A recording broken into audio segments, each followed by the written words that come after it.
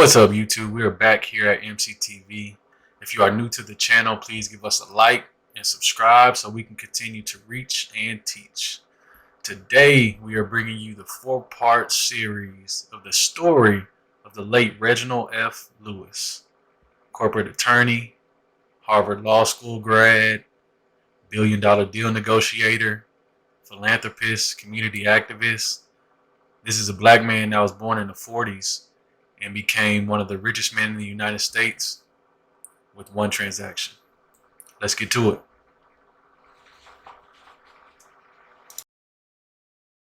The power of the word dream. All of us have been there, all of us have had a dream, so we understand that word. The next word, act. Because whatever dream you have to act upon that dream in order for it to come true. You guys all have a dream, right? You've heard the speech around this time of year. You all have had one. You guys have at least taken one step in acting towards your dream by just coming and getting some free information from someone who has been around the world and was married to an unbelievable businessman. That unbelievable businessman for me was a part of my dream. I'm gonna give you guys a dream from a 40-year-old 40-year-old man in June that came true. I was working as a part of a board member at an event, and I look over and I see this woman. I immediately know who she is. Now I'm sitting next to Roger Staubach, who you guys are a little young, might not know who that is. He was a great quarterback, NFL, Super Bowl champ.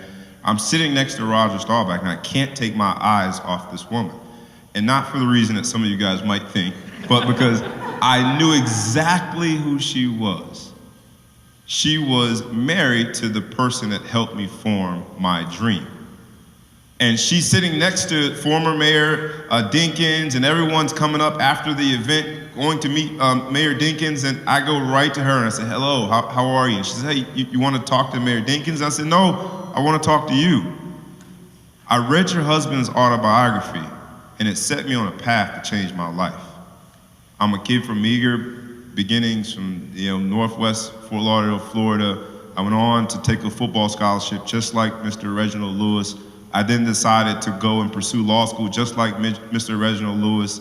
I then decided at some point to go to the business side just like Mr. Reginald Lewis. He became a billionaire, not yet, but it's gonna happen for me too. I give you that because that was my dream. I had to act in order to do all those things to be similar to Mr. Reginald Lewis. The fact that I met her and she opened her arms to me, we became friends, is because she realizes that I had a dream. And she came here today because she realizes that each and every one of you have a dream. I want you to embrace the story of Mr. Reginald Lewis. Hear it. Let it set you on a path to act. You've taken the first step by coming here. Use the social media outlets that you guys use and be influential. Be comfortable with being uncomfortable. Tell your friends about it. Instead of talking about last night's show or about what girlfriend got on, tell them about how you heard an amazing story of a businessman who, because he was able to dream and act, he lived a life of a trailblazer. And then tell them how you're gonna do the same thing.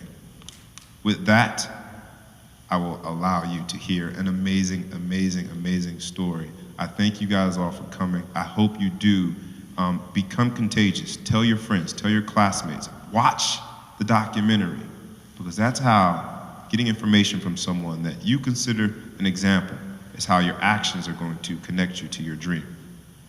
With no further ado, it was with honor, absolute honor, that I get this opportunity to announce to you there will be 2 people on the stage, and they'll be having a fireside chat, if you will. Miss Loida Lewis, who is the widow to the late, great Mr. Reginald F. Lewis, and there will be Marilyn Crawford. They will be having a conversation, learn from it, make sure you watch the documentary. Thank you for your time. And thank you very much to my good friend, Bobby Brown, Professor Bobby Brown, because it was his initiative that I am here. So before all of that, I thank you for taking time out from your lunch to be here to listen to this incredible story of Reginald Lewis. And they have mentioned it, the professor mentioned it, Bobby Brown has mentioned it. Yes, although, you know, it's been out 20 years, 25 years, do read this book. Why should white guys have all the fun? He said that when he was 6 years old, listening to his grandma and grandpa as he was taking a bath about why jobs are always going, the good jobs are always going to white people, and good homes, you know, they seem to have all the fun. So when he was coming out, why should white guys have all the fun? And the subtitle is How Reginald Lewis Created a $1 billion Business Empire. It is a very, very important book for many people. So again, thank you very much for being here. And go back and ask Dr. Tim Hall to give you extra credit for coming. Reginald F. Lewis definitely was a trailblazer and pioneer, but we have a special title for him. And if you look in Webster or Oxford Dictionary, he was a titan, but he was a philanthropist. He was a freedom fighter. He was a family man. He was an absolutely incredible friend to those in need. And in addition to that, he was very exceptional. There are a lot of firsts in his life. He created and helped found the first black law firm on Wall Street. He was also the first man to do a $1 billion deal for overseas leverage buyout.